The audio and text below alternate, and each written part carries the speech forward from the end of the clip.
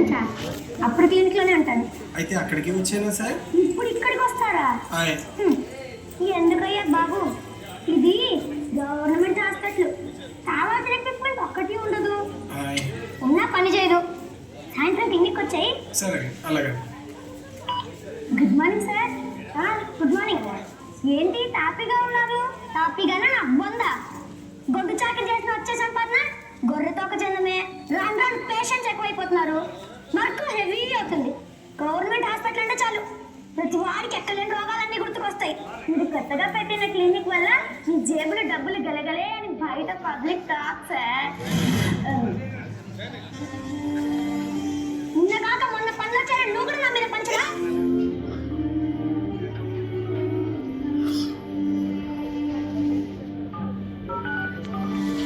ఈ నెంబర్ని ప్రస్తుతం చేరుకోలేదు, దయచేసి తర్వాత ప్రయత్నించండి. వీడొకడు ఎప్పుడెక్కడ ఉంటాడో ఆ బ్రహ్మదేవుడికి కూడా లేదు. ఫోన్ ఉంది ఎందుకు? లిఫ్ట్ చేసి మాట్లాడచ్చు కదా. ఇక్కడ డ్యూటీలే చేయాలా, కొడుకు ఏం చేస్తున్నాడని ఎంక్వైరీలే చేయాలా?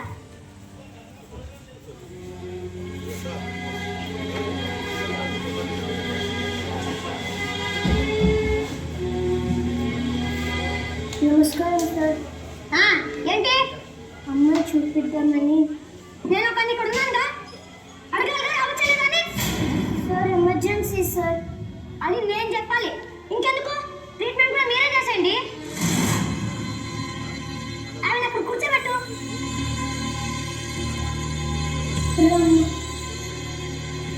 ఇక్కడ కూర్చో, నేను డాక్టర్ గారితో మాట్లాడేసి వస్తాను. పెద్దవాళ్ళకి గవర్నమెంట్ బాయ్యా. ఇప్పుడు చెప్పు సార్. అమ్మకు ఒంట్లో బాగాలేదు సార్. బాగుంటే ఇక్కడికి ఎందుకు వస్తారు? ఈ పక్కనే మన క్లినిక్ ఉంది, అక్కడ తీసుకొచ్చాయి. డబ్బులు చూసి తీసుకుందాంలే. సార్ ఇది గవర్నమెంట్ హాస్పిటల్ కదా.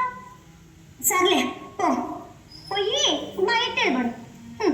అక్కడ 100 మంది లైన్లో ఉంటారు. వాళ్ళతో పాటు క్యూలో నిల్చొని టోకన్ తీసుకొని నీకు వచ్చిన నెంబర్ ప్రకారం రా.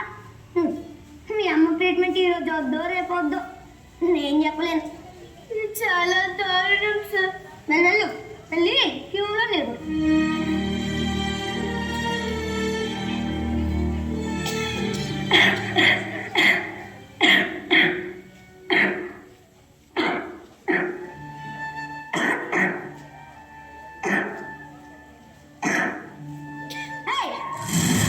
ఏంటి ఇక్కడికి వచ్చినారు? చెప్తే వినరక కాదు మీరు. వెళ్ళండి, వెళ్ళి బయట వచ్చేయండి. అయ్యా మేము మనుషులమయ్యా, గొడ్లం కాదు. చెబితే వినిపిస్తుంది, అర్థమవుతుంది.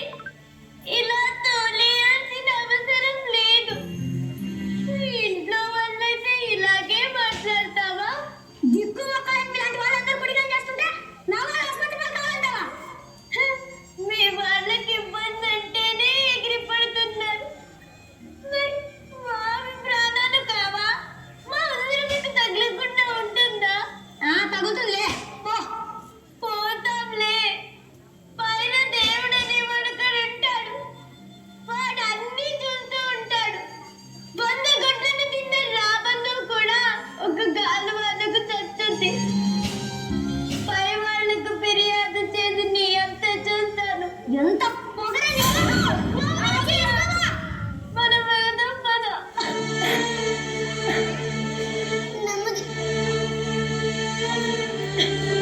పైన దేవుడని వాడు అక్కడ ఉంటాడు బాబు, వాడు అన్నీ చూస్తూ ఉంటాడు.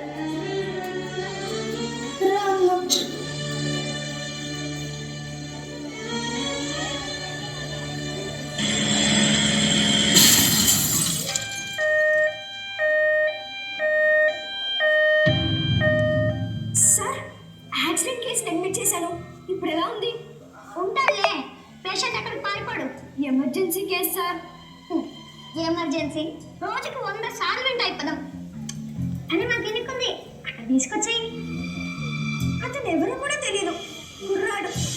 రోడ్డు మీద యాక్సిడెంట్ అయిపోయి గిలా గిలా కొట్టుకుంటుంటే అందరూ ఫోటోలు వీడియోలు తీసి ఫేస్బుక్ వాట్సాప్లోనే షేర్ చేయడానికే బిజీగా ఉన్నారే తప్ప ఎవరు పట్టించుకోకపోతే నేనే తీసుకొచ్చాను సార్. ఓహో, అనాథశవం అన్నమాట. శవం కాదండి, ఇంకా ప్రాణం ఉంది. కొంచెం ఖర్చు అవుతుంది,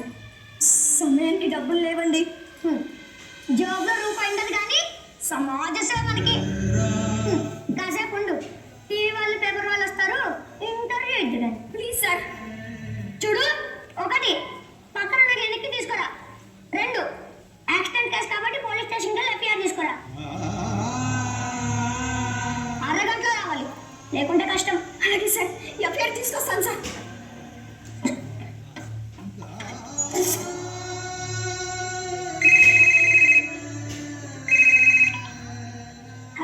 సార్ ఎక్కడున్నారు? నేనా? ఇప్పుడైతే హాస్పిటల్లోనే ఉన్నాను. క్లినిక్ ఎప్పుడు వస్తారు సార్? కాసేపట్లో క్లినిక్లో ఉంటాను. వచ్చేయండి. సరే సరే సార్. సార్ ఇదిగోండి సార్, త్వరగా ట్రీట్మెంట్ స్టార్ట్ చేయండి సార్. ఆగు, కంగారు పెట్టేస్తావే, అలా కూర్చో.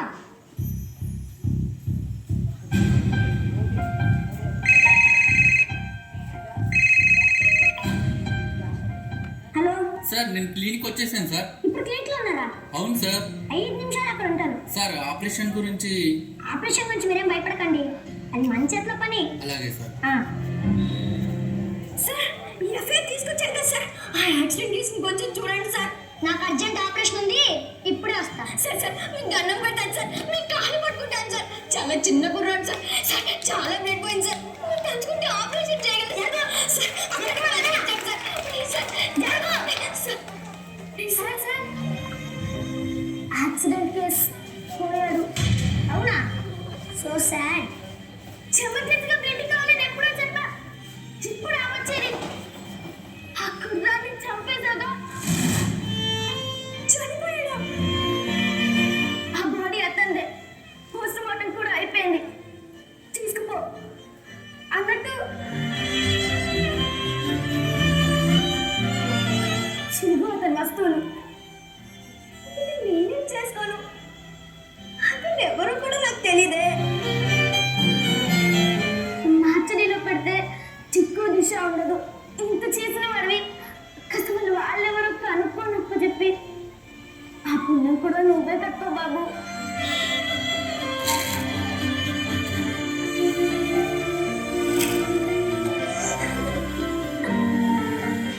సారీ బాబు, నా ప్రయత్నం నేను చేశాను, కానీ నిన్ను కాపాడలేకపోయాను.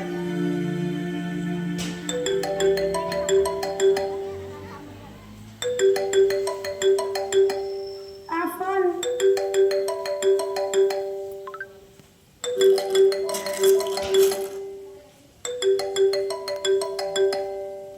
డాడీ.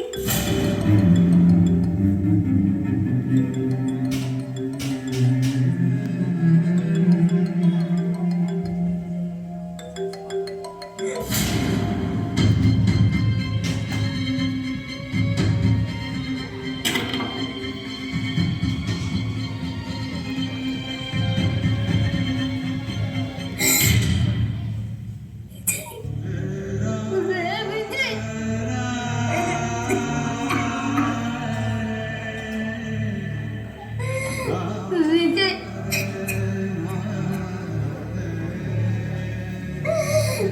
నువ్వు రాజాల నిన్ను నూరేళ్ళు బతికితే చూడాలనుకుంటున్నాను, కానీ నా రాత నీలో తిరగబడింది. నీ ప్రాణాలు నిలపడానికి దేవుడు ఆ బాబు రూపంలో నిలబడి చివరి వరకు పోరాడాడు. నేనే అడ్డుపడ్డా. ఇప్పుడు ప్రాణాలు సార్, డబ్బులు తినండి సార్, తినండి. ప్రాణాలు లేని కాగితాల కోసం ప్రాణాలు తీసేస్తున్నారు కదా సార్. మీ కొడుకునే కాదు సార్, ఎవరు ప్రాణాలైనా విలువైనవే. ప్రాణం పోసే శక్తి ఆ దేవుడి తర్వాత మీకే ఉంటుంది సార్. ఎవరికన్నా ఆరోగ్యం బాగపోతే పేదవాడి గుర్తొచ్చేది గవర్నమెంట్ హాస్పిటల్ సార్. అక్కడ కనిపించే మీరే దేవుళ్ళు. కానీ మీలాంటి కొంతమంది డాక్టర్ల వల్ల ఎన్ని ప్రాణాలు గాల్లో కలిసిపోయి ఉంటాయో ఊహించుకోండి సార్. మీలాంటి కొంతమంది డాక్టర్ల వల్ల సేవ చేసే ఎంతో మంది డాక్టర్లు కూడా చెడ్డ పేరు వస్తుంది సార్. ఇప్పటికైనా మారండి సార్, మారండి.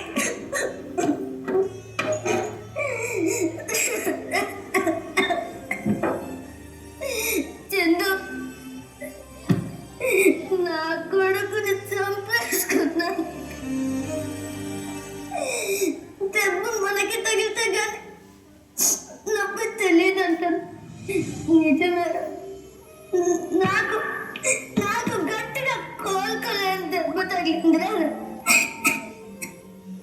దేవుడు సృష్టించిన మనిషిని మనిషి సృష్టించిన డబ్బు ఆడిస్తుంది. రాను రాను ఏ అంశాన్ని డబ్బుతో ముడిపెట్టొచ్చు, ఏ అంశాన్ని పెట్టకూడదు అనే ఇంగిత జ్ఞానాన్ని కూడా కోల్పోతున్నాం. ఈ స్వభావం మనిషి అనే పదానికే విరుద్ధం. ఆలోచించండి.